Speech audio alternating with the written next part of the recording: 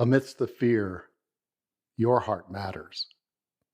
The way you show up for your heart and with your heart will make a difference. Perhaps all the difference. In times of fear, your heart is listening. It listens to the signals along your nerves that let it know to be ready. It listens to the chemicals in the blood flowing through it, always responding to the question, more needed now? And now?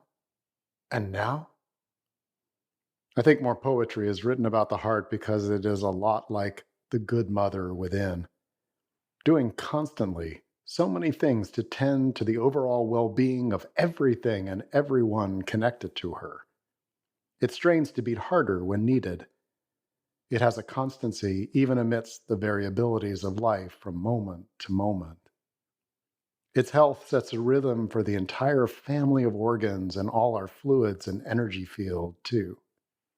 So when I invite us all to tend to our hearts amidst the fears, I mean that on all levels.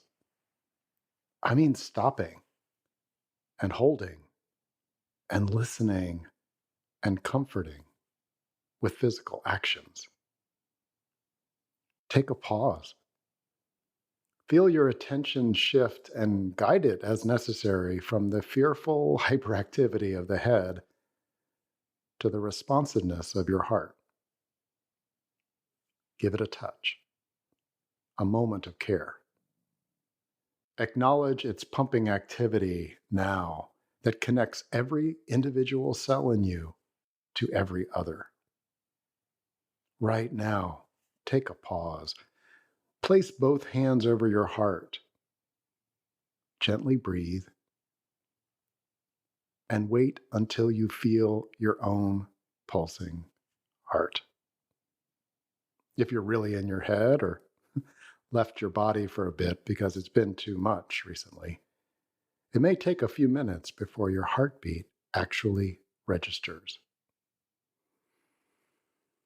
Stay with it. It matters.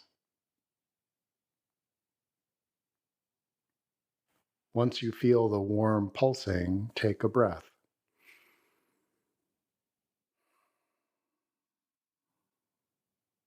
And then another.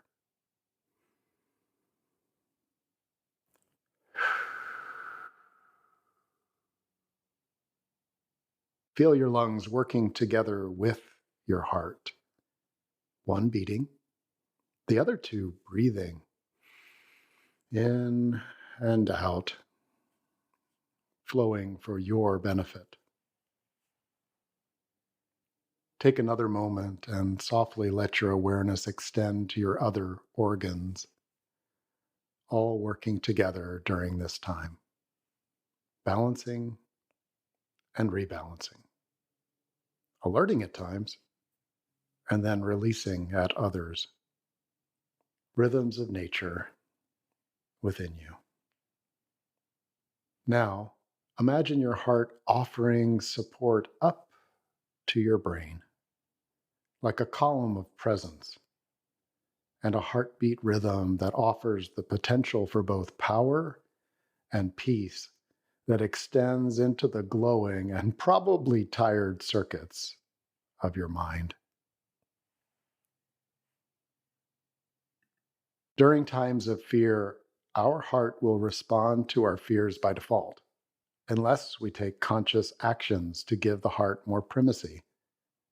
Your heart matters in co-creating stability within you. Take time to intimately connect with your heart.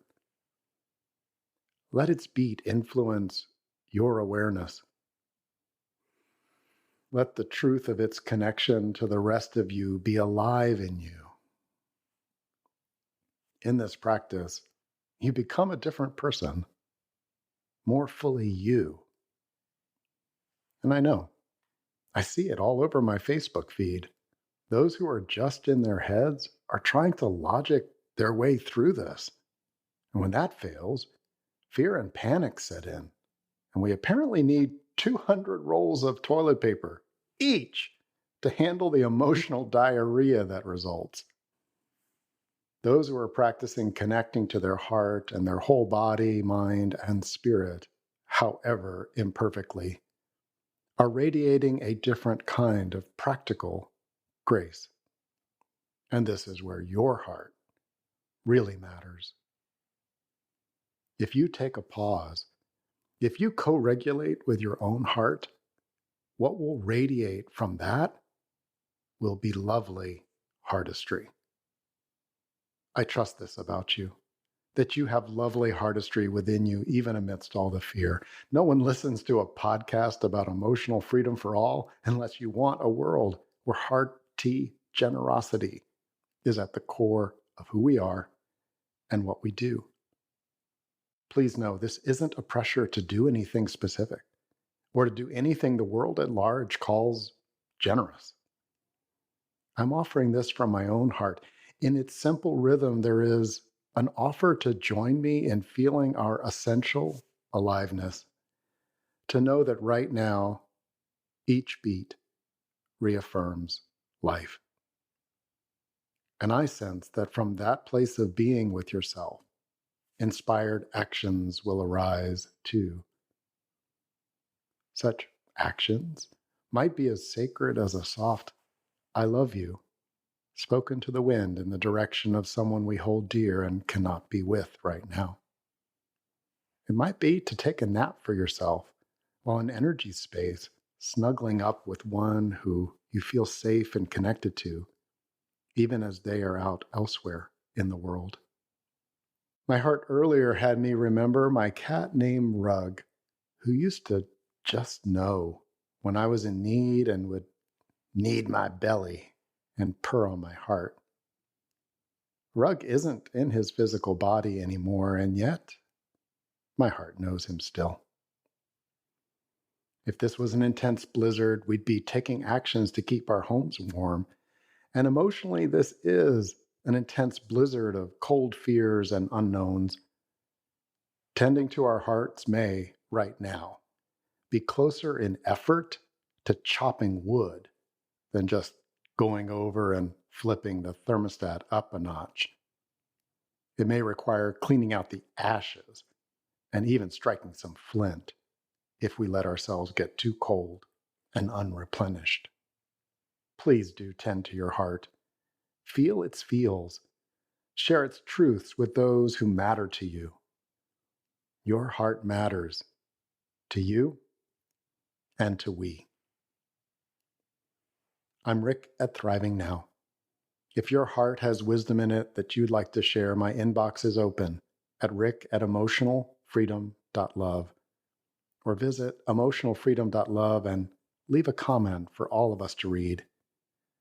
We also have a Facebook group you'd be welcome to join. Search for Emotional Freedom for All. Until next time, thanks for listening.